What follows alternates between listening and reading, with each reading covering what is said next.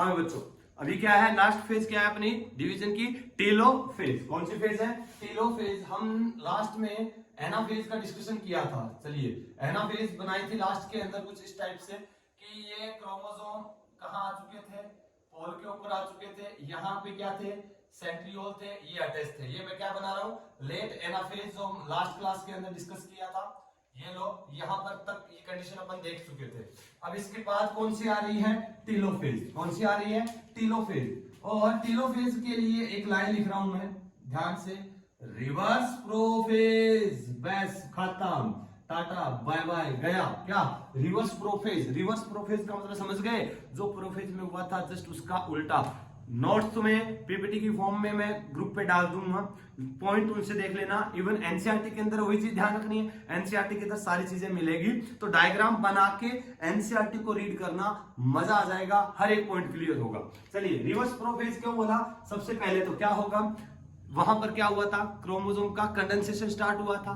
यहां बोलो क्या होगा, बोले तो क्या बोले तो डीकंडेंसेशन। क्या होगा, decondensation of chromosome, decondensation of chromosome to form chromatin, क्योंकि अब पोल पे जा चुका था, डीकंडेंसेशन हो चुका है।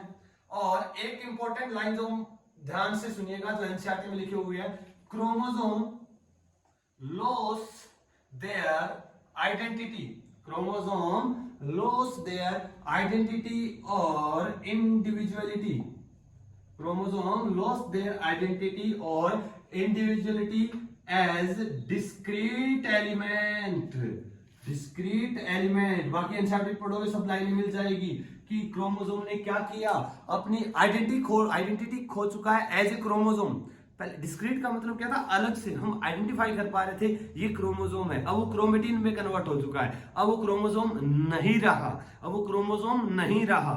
इमोशनल मत हो बेटा, अपने पास क्रोमोसोम की जगह कौन है, क्रोमेटिन। कौन है, क्रोमेटिन। तो बोले तो क्या, कुछ ऐसा बन गया था माहौल कि क्या हुआ कि साथ साथ में ये क्या दिखाया सर, ऐसे क्या हो रहा है, ये बेटा सेल का साथ साथ साइटोप्लाज्म में डिवाइड हो रहा है। क्या हुआ, क्रोमोसोम जो थे कन्वर्ट हो गए किसके अंदर, क्रोमेटिन के अंदर। Chromosome decondense to form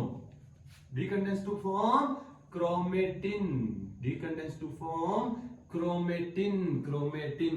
chromosome lost their identity, individuality as a discrete unit. और क्या हुआ था प्रोफेज के अंदर, बोले तो डिसअपीयरेंस ऑफ न्यूक्लियर मेम्ब्रेन, यहां रीअपीयर न्यूक्लियर मेम्ब्रेन। बोलो और क्या, यस सर, ER। वापिस और बोल सर, गोल्जी बॉडी, ये ले भाई GB। सर एक चीज और थी, यहाँ न्यूक्लियोलस भी बनाई थी, यस ये ले nucleolus, ER GB, nuclear membrane are reappear. Same condition इस सेल पे भी होगी, ER गोल्जी बॉडी न्यूक्लियोलस और न्यूक्लियर मेम्ब्रेन रीअपीयर। क्लियर है ना, ये हो गया टेलोफेज। बोले तो जस्ट प्रोफेज का उल्टा कर दो, इजी है, ज्यादा टाइम वेस्ट नहीं करना, की पॉइंट को पकड़ना। सेल डिवीजन में क्या 4-5 तो पॉइंट है, उन्हीं पे फोकस करना, क्वेश्चन वहीं से आएगा। तो अब देखना, जैसे बेटा हम पढ़ेंगे कि टेलोफेज खत्म होगी, क्या, व्हेन टेलोफेज एंडेड, उस कंडीशन में क्या होगा, जैसे टेलोफेज खत्म होगी हमें 2 सेल मिल जाएगी। क्या मिल जाएगी, 2 सेल मिल जाएगी। ध्यान से सुनिएगा, हमें क्या मिल जाएगी, 2 सेल मिल जाएगी। मैं एक इसमें बना रहा हूं ER गोल्जी बॉडी, जो काम के ये न्यूक्लियोलस, इसके अंदर भी ऐसा ही होगा। चलो भी खुश रहो, बना देते हैं ER गोल्जी बॉडी न्यूक्लियोलस, सारी चीजें प्रेजेंट है, 2 सेल बन चुकी है ना। अब बोलिएगा इस सेल के अंदर डीएनए कितना, तो पहले क्रोमोसोम बोलो। अगर क्रोमोसोम बोले दिमाग में ऐसा क्रोमोसोम तो है ही नहीं, बिल्कुल नहीं है, क्रोमेटिन है। चलो chromatin calculation point of view से एग्जाम में क्वेश्चन में क्रोमेटिन की जगह वो वर्ड यूज कर लेगा क्रोमोसोम। तो बताइए कि कितने लिखे अभी, यस 2। डीएनए कितना, यस 2। अगर एक क्रोमोसोम के अंदर बात करूं डीएनए की, तो एक क्रोमोसोम में डीएनए कितना, 1, बिल्कुल। यहां पे भी कितना, क्रोमोसोम 2, डीएनए कितना, 2। अरे है कि नहीं है, तो बताइए जो पेरेंट सेल की शुरुआत करी थी उस सेल के अंदर डीएनए कितना था, क्रोमोसोम कितना था। शुरुआत के अंदर अपने क्रोमोसोम कितने लिए, दो, तो दो ही क्या थे उसके अंदर, डीएनए थे शुरुआत में जब लिया था, बट वो एस फेज में गई तो डीएनए रेप्लिकेशन हुआ था।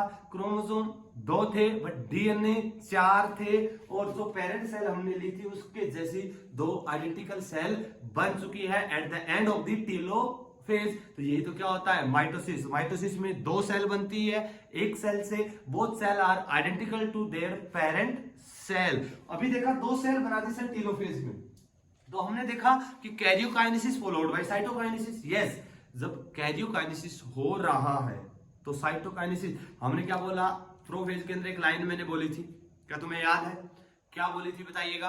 क्या बोला कि there is no clear cut demarcation, there is no clear cut demarcation between different phases of cell cycle, because cell division और cell cycle, because cell division is a continuous process. क्या ये continuous process है? अलग से demarcation नहीं कर सकते। जैसे टेलोफेज खत्म 2 सेल बन जाएगी, तो मतलब साइटोकाइनेसिस भी चल रहा है। यस, चल रहा है। एनाफेज को अगर तुम नोट करोगे तो एनाफेज के अंदर मैंने कुछ ऐसी कंडीशन शो करी है, तो बोले सेल का साइटोप्लाज्म भी डिवीजन होना शुरू हो जाता है, बोले तो साइटोकाइनेसिस। तो cytokinesis start at the late anaphase. हम पढ़ेंगे साइटोकाइनेसिस किस किस टाइप से हो सकता है, किस किस मेथड से हो सकता है। बट एक चीज ध्यान रखना, साइटोकाइनेसिस की शुरुआत कहां हो गई थी? लेट एनाफेज में। साइटोकाइनेसिस लेट एनाफेज में स्टार्ट हुआ, खत्म कहां हुआ? टेलोफेज। जैसे ही खत्म हुई साइटोकाइनेसिस भी कंप्लीट हुआ और कंप्लीट 2 सेल का फॉर्मेशन हो गया। ये था ऑल और अबाउट माइटोसिस। डन। अब हमारा टॉपिक बचा, इसके अंदर हम पढ़ेंगे साइटोकाइनेसिस। समझ में आया इतना? फटाफट बनाइए।